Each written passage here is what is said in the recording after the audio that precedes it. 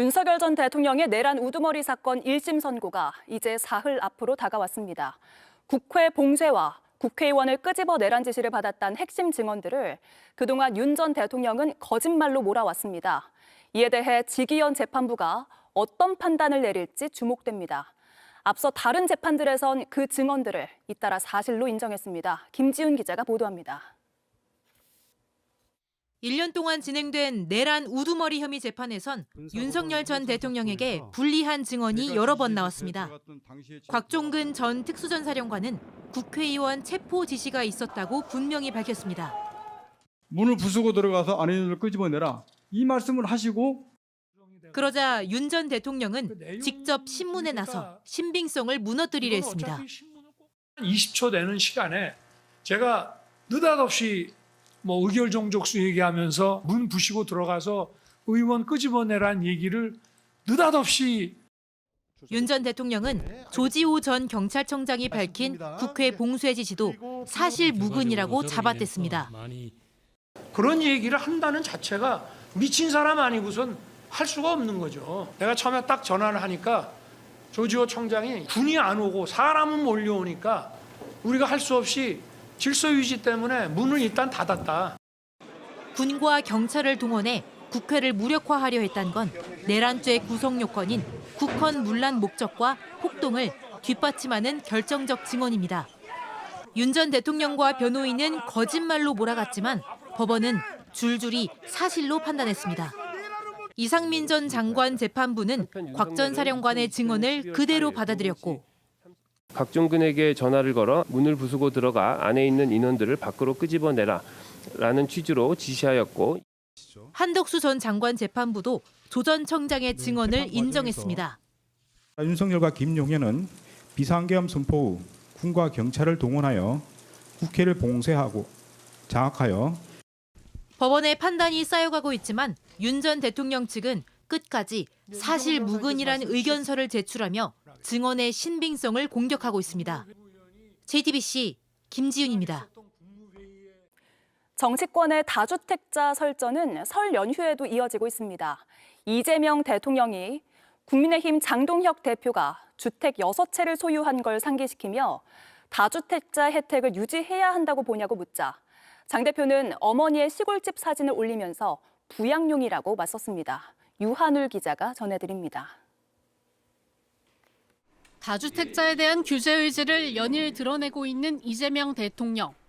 오늘 새벽에도 X에 집은 기본적으로 주거수단이라며 직접 살지도 않을 집을 여러 채 보유해 사회 전체에 주거비 부담을 주는 이들에겐 일정 정도 책임과 부담을 지우는 게 상식에 부합하다고 했습니다. 그러면서 기사 하나를 공유했는데 장동혁 국민의힘 대표가 주택 6채를 가지고 있다는 내용입니다. 다주택자를 규제하면 안 되고 혜택을 유지해야 한다고 보느냐, 장 대표에게 공개 질문도 던졌습니다.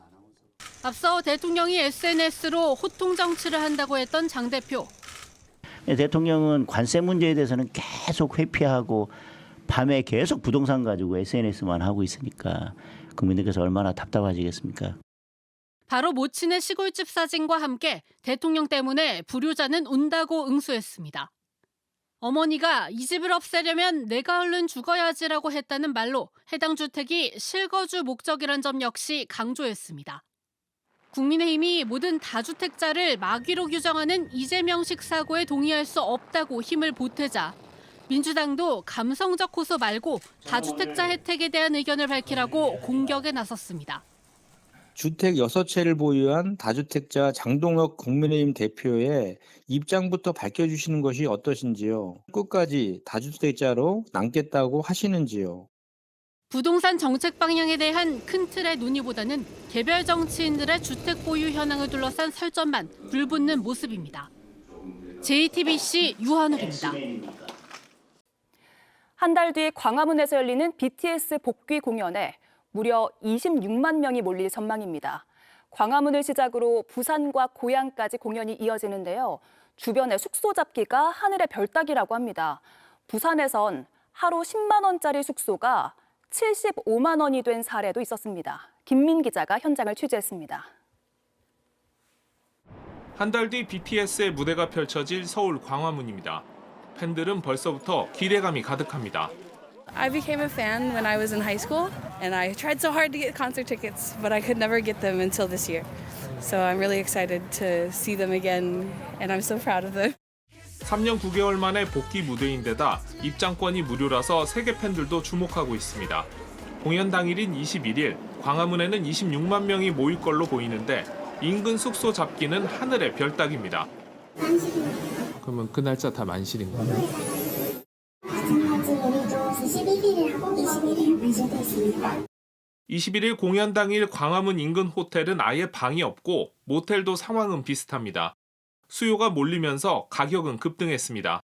평소보다 두세 배, 1박에 100만 원 넘는 방들도 많습니다. 향후 BTS 공연이 예정된 부산과 고향도 마찬가지입니다. 공정위와 소비자원에 따르면 부산의 한 호텔은 평소 10만 원 하던 숙박 가격이 75만 원으로 뛰기도 했습니다. 아직 눈치 보기 하면서 숙박 상품을 온라인에 게시하시지 않은 분들도 있는 걸로 보이는데요. 행사 직전 한 일주일, 2주일 전까지는 대부분 높은 가격의 숙박 예약이 마무리될 걸로 예상하고 있습니다. 숙박업계 바가지요금 TF를 운영 중인 정부도 대응 수위를 높이고 있습니다. 현재 공정위 등이 담합이나 소비자 피해가 없는지 살펴보고 있는데 해법은 쉽지 않습니다. 숙박업소가 단순히 비싸게 받는다고 불법으로 보기 어렵기 때문입니다.